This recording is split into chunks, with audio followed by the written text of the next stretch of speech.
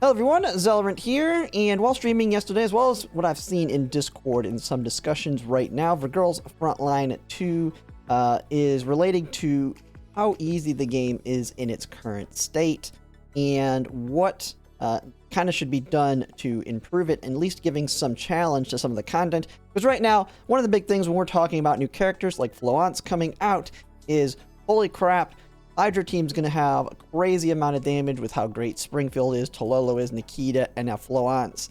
But do you actually need that meta team because of the content in the game? Because one of the big things is there's really only two-ish areas right now where you really want to think about your team.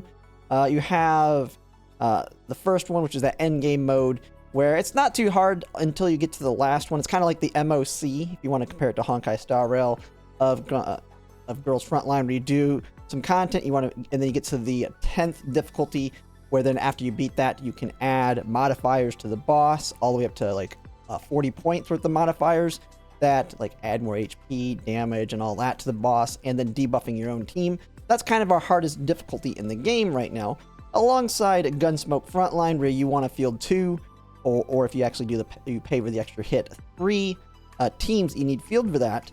But that's even not that hard, in the fact that you can borrow somebody from your platoon, which most of the active platoons have somebody that's a really good carry to borrow over all of your teams. Klukai V6 being the biggest example of that.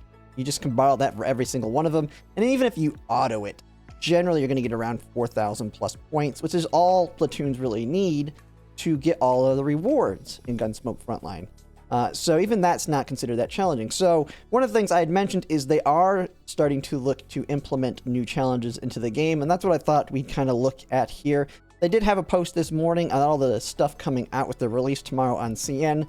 Now, we've already kind of gone all over all this because they had kind of the same things mentioned up here when they had showcased all the skills and that. And I will be making a video tomorrow once we get the kit. Now, it'll come out pretty late at night for me, so I kind of it takes a bit of time for them to get it all together, but I will be making my video as soon as that comes out, and then probably a follow-up one Wednesday night to actually look at where it might go into the meta. But for now, let's look at there's two things I want to kind of look at here. The big one is on the system update is this peak value assessment PVA change. They're adding a new challenge mode, extreme peak. And this refreshes every 2 weeks. So this is going to be a new endgame content, just like the other one. I don't know if this is going to be alternating. I'm hoping it alternates alongside the other one that resets every 2 weeks. So you always have something new, but it's not feeling like overwhelming, like you have 2 new things you have to do every week. Because that's the one thing with balance on difficulty. We want more content, but we don't want it to feel like too much content. I guess that's the problem I have with Sword of Convallaria. It's like I like having a lot of content, but there was just too much, and it was very hard to keep up with everything. Even though it was good content, it was just too much. So hopefully it's alternating, so you always have kind of the same amount you need to do per week. But we do have this, and PVA was probably the funnest content in the game. If you remember at launch, it was really challenging. One, because we were under-leveled. We didn't have all the characters, so we were only using like our starting characters, so what you got. So, I mean, the best character for it was Suomi. I could only imagine if we didn't get Suomi early, how much more difficult it would have been without her as our hard carry and sustain there. But even that made it, and it was really fun, really difficult. And we spent a lot of time pushing through it, especially when I was streaming it. Well, they're adding a new extreme mode that's going to refresh every 2 weeks. And I believe, it doesn't mention it here, but I have this other post over here when I searched through it. So it's going to have the same difficulty selector as we have with the expanded drills, where you can put buffs and debuffs on the enemies to kind of get more points or get more rewards out of it, up to 18 as they mentioned, just like we have with the expansion drills. But from what I understand, and we'll have to see tomorrow when it comes out, because I want to talk about it a little bit tomorrow when people are actually able to try it out, is a lot of the new difficulty stuff is going to be cosmetic only, which is one thing I really like when it comes to like the extreme difficult content for your whales and those that spend or are up to a challenge if you're free to play, for example, because it makes it where you don't feel as pressured, like, as a new player, unless you really care about, like, the cosmetic. And I think the cosmetics are talking about, like, a profile thing. That's not skins. Skins will be, I know skins are really liked, but I think a lot of it's, like, profiles and titles, that kind of stuff, because they're adding, like, a new profile background image and all that. So from what I understand, it's, like, all cosmetic type stuff coming out for it, so it's not like you're getting an advantage in terms of, like, currency, other than the 50 and that for going up to difficulty 18. Like, the same thing we already have with expansion drills. But even our free-to-plays are able to accomplish this at this point if you've been playing since the start of the game. So it's not too big of a deal there. But it is nice because they'll be refreshed every 2 weeks. We'll kind of have to see how difficult these PVAs are, because they were the most difficult thing, for me at least, in the game.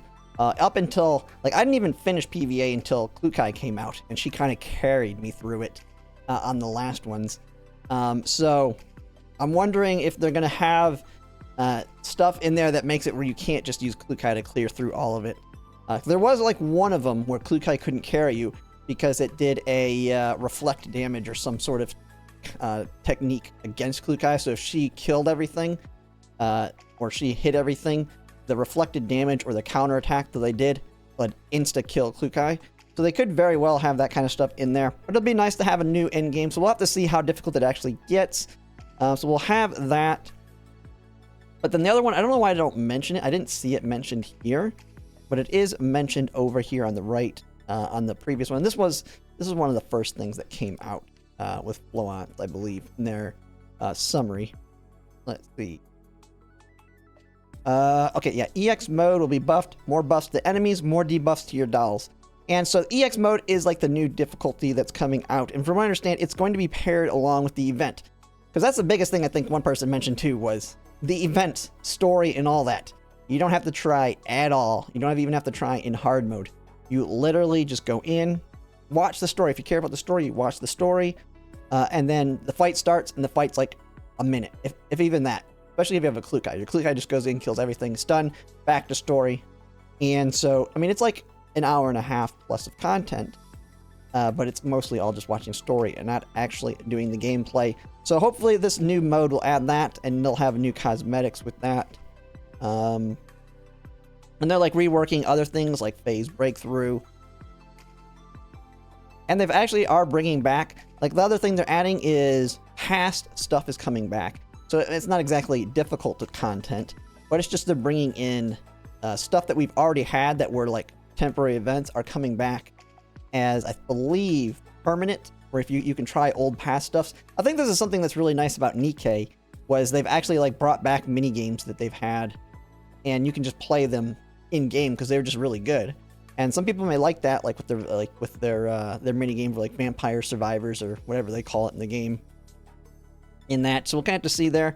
But that is kind of the plan with the difficulty. They are working at it. It is a known issue that they have recognized, is that people want more content to do. I mean, the game is a waifu collector in all sense of the things. It's all about collecting the T-dolls, your favorites, and kind of that. And then the gameplay is just fun alongside it.